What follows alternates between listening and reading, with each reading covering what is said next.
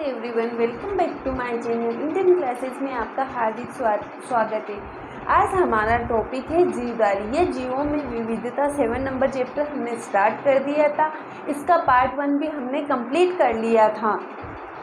इसमें पार्ट 1 में हमने सामान्य परिचय पढ़ा, जैव विविधता के बारे में पढ़ा, उसका वर्गीकरण किया और वर्गीकरण किस आधार पे किया, ये सारी चीज़ें हमने पार्ट 1 में कवर कर ली थी। तो आप पहले पार्ट 1 को जाके देखना, फिर पार्ट 2 पे आना, ठीक है। तभी आपको ये चैप्टर समझ में आने वाला है। ये चैप्टर बहुत लेंथी है, इसीलिए हम इनको टुकड़ों में पढ़ रहे हैं कि हमें एक बार में सारी चीज़ें समझ में नहीं आती, तो हम इसको धीरे धीरे या टुकड़ों में पार्ट में पढ़ेंगे। तो मैंने पार्ट 1 में सारे जो विक्टेरियन ने 5 जगत वर्गीकरण दिया था, उनको किन किन भागों में वर्गीकृत किया, ये सारे भाग हमने पार्ट 1 में कवर कर लिए थे। आज हमारा पार्ट 2 है ना। तो जीवधारी, ये चार्ट हम पढ़ेंगे। जीवधारी कितने प्रकार के होते हैं? जीवधारी 2 प्रकार के होते हैं, प्रोकैरियोटिक और यूकैरियोटिक। प्रोकैरियोटिक कोशिका होती है, उसमें एक सिंगल कोशिका होती है, जिन्हें हम एक कोशिकीय जीव भी बोलते हैं। देखो, ये तो सुना ही होगा आपने कि कोशिका जीवों की संरचनात्मक और क्रियात्मक इकाई होती है। संरचनात्मक मतलब शरीर का निर्माण भी कोशिकाओं के द्वारा होता है। भाई आप बोलोगे कि मैम कोशिका है, इतना बड़े शरीर का मतलब अंग होते हैं, वो भी कोशिकाओं के बने होते हैं। तो हाँ, जो ऊतक होते हैं, जो अंग होते हैं ना, वो कोशिकाओं के ही बने होते हैं। जब कोशिकाओं का समूह आपस में जुड़ जाता है तो ऊतक का निर्माण करता है। जब एक से अधिक ऊतक मिल जाते हैं तो अंग तंत्र का निर्माण करते हैं, और अंग तंत्र मिलकर हमारे पूरे शरीर के कंकाल का निर्माण करता है। तो सबसे जो किस चीज़ के बने होते हैं, सारे कोशिकाओं के ही बने होते हैं। एक कोशिकीय जीव में एकल कोशिका होती है, जबकि यूकैरियोटिक यानी इसमें कौन से जीव रखे हैं? मोनेरा जगत। ये Monera, protista, fungi, Plantae, Animalia, ये सारे मैंने पार्ट 1 में कवर करवा दिए हैं। यूकैरियोटिक में भी एक कोशिकीय और बहुकोशिकीय। एक कोशिकीय में सिंगल कोशिका प्रेजेंट होती हैं और बहुकोशिकीयों में एक से अधिक कोशिकाएं प्रेजेंट होती हैं। इसमें आता है प्रोस्टिटा, और इसमें आता है, देखो प्रोस्टिटा एक कोशिकीय जीव में आता है, लेकिन आता यूकैरियोटिक में है ना। बहुकोशिकीय जीव भी 2 प्रकार के होते हैं, कोशिका भित्ति सहित वाले जीव और कोशिका भित्ति रहित वाले जीव। कोशिका भित्ति, कभी कभी किसी जीव में कोशिका भित्ति नहीं पाई जाती, उनका जो केंद्रक होता है वो कोशिका द्रव्य में फैला रहता है। जबकि कुछ जीवों में कोशिका भित्ति पाई जाती है, उनका केंद्रक एक सीमित जगह, उसका जो कोशिका द्रव्य होता है वो सीमित जगह में होता है और केंद्रक की स्थिति निश्चित होती है। फिर कोशिका भित्ति सहित वाले जीव 2 प्रकार के होते हैं, प्रकाश संश्लेषण करने वाले जीव यानी प्लांटी, और प्रकाश संश्लेषण नहीं करने वाले फंजाई, और ये कोशिका भित्ति रहित वाले होते हैं एनिमिलिया। इन सबको आगे हम डिटेल्स में पढ़ने वाले हैं, है ना, ठीक है। तो सबसे पहले आता है अपना प्रोकैरियोटिक और यूकैरियोटिक कोशिकाओं में अंतर। इन कोशिकाएं किस तरीके से भिन्न होती हैं? प्रोकैरियोटिक कोशिका यूकैरियोटिक कोशिका से किस प्रकार से भिन्न होती हैं कि इन्हें हम एक समूह में ना रखकर अलग अलग समूह में रखना पड़ रहा है ना। तो इनमें प्रारंभिक अविकसित केंद्रक होता है। मैंने बोला ना अविकसित, मतलब इनमें कोशिका भित्ति नहीं होने के कारण इनकी केंद्रक का स्थान निश्चित नहीं होता है। ये कोशिका द्रव्य में बिखरा हुआ होता है, जबकि इसमें केंद्रक पूर्ण विकसित केंद्रक होता है। कोशिका द्रव्य पूर्ण कोशिका में फैला होता है। ये कोशिका एवं कोशिका कला के बीच सीमित रहता है, मतलब कोशिका भित्ति के बीच साइटोप्लाज्म सीमित रहता है, कोशिका द्रव्य सीमित रहता है, जबकि प्रोकैरियोटिक कोशिकाओं में ऐसा नहीं होता है। इनमें कोशिका भित्ति अनुपस्थित होती है, इसीलिए कोशिका द्रव्य पूरी कोशिकाओं में फैला रहता है। यहाँ तक की बात समझ में आई? ठीक है। अगला अंतर है अपना, केंद्रक कला तथा केंद्रिका अनुपस्थित होती है, केंद्रक कला तथा केंद्रिका उपस्थित होती हैं। गोल्जी तथा तंत्र अंतःप्रद्रवी जालिका लवक माइटोकॉन्ड्रिया अनुपस्थित होते हैं, जबकि इसमें उपस्थित होते हैं। प्रकाश संश्लेषण के लिए क्रोमेटोफोर होते हैं, जो एक तरह का लवक यानी पिगमेंट है। इसे हम पिगमेंट बोल सकते हैं। प्रकाश संश्लेषण पादप कोशिका में हरित लवक में होता है। रिक्तिका अनुपस्थित होती है, रिक्तिका उपस्थित होती है। सूत्री विभाजन समसूत्री विभाजन नहीं होता, जबकि इसमें समसूत्री विभाजन होता है। कोशिका भित्ति पतली होती है, इसमें कोशिका भित्ति मोटी होती है। तो ये इम्पोर्टेंट है, ये पूछा जाता है बहुत सी बार कि यूकेरियोटिक कोशिका और प्रोकैरियोटिक कोशिकाओं में कोई 5 या 6 अंतर लिखिए। ओके, अब आता है अपना मोनेरा जगत।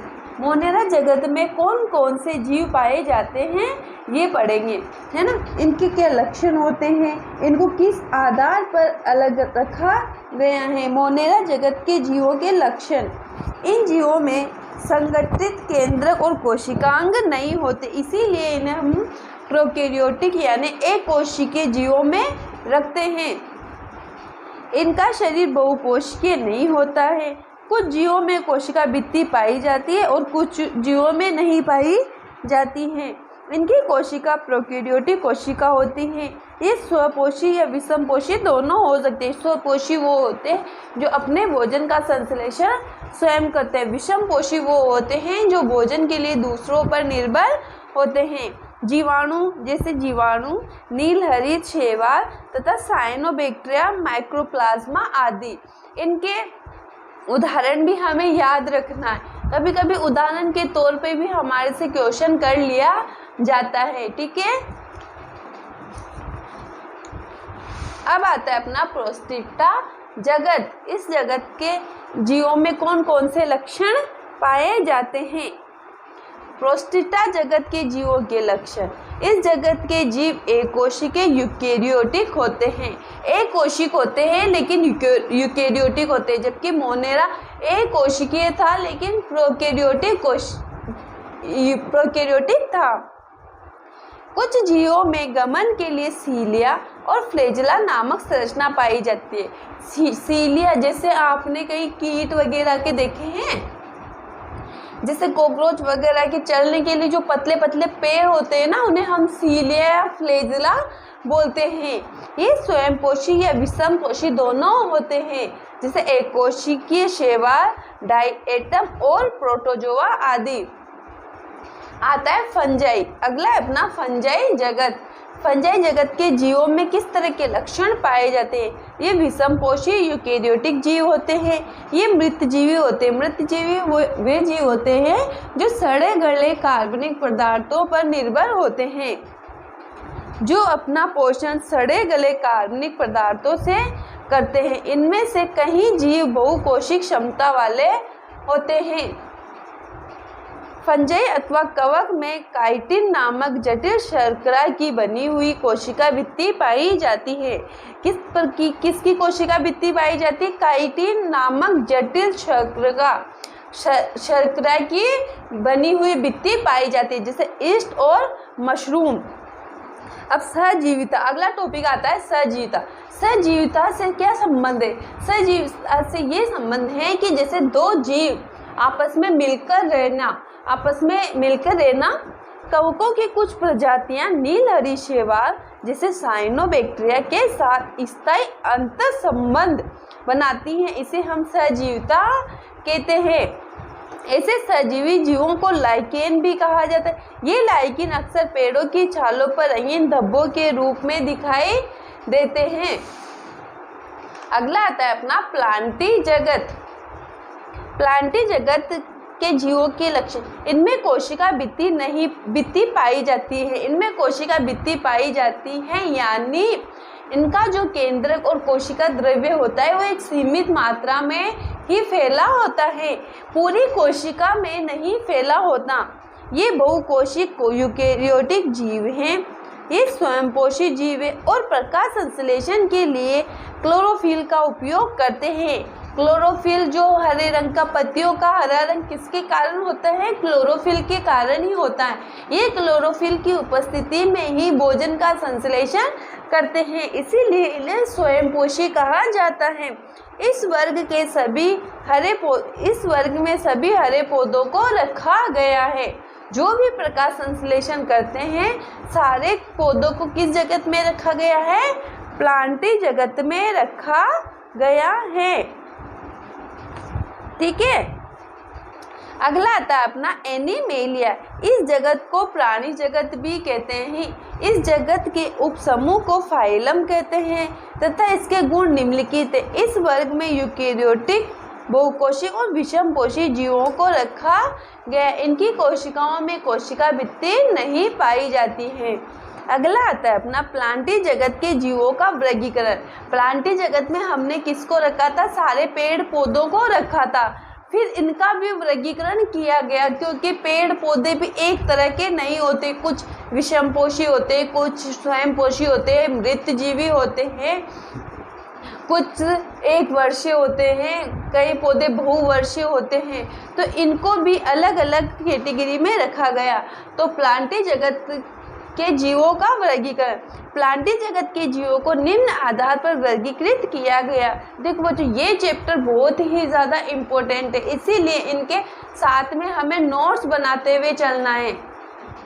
पादप शरीर के प्रमुख घटक पूर्ण रूपेण विकसित एवं विभेदित अथवा नहीं हुए। मतलब जैसे शरीर पादप पूर्ण रूप से विकसित हुआ या नहीं हुआ, उनमें विभेदना यानी भिन्नता प्रकट हुई या नहीं हुई। वर्गीकरण का अगला स्तर पादप शरीर में जल और अन्य पदार्थों को सहन करने वाले विशिष्ट ऊतकों की उपस्थिति के आधार पर पादप शरीर में जाइलम फ्लोएम होते हैं, जो भोजन और जल खनिज लवणों का संवहन या परिवहन करते हैं। तो उनमें ये जाइलम फ्लोएम या विशिष्ट प्रकार के ऊतक उपस्थित हैं या नहीं हैं, ये सारी चीज़ों के आधार पर वर्गीकृत किया।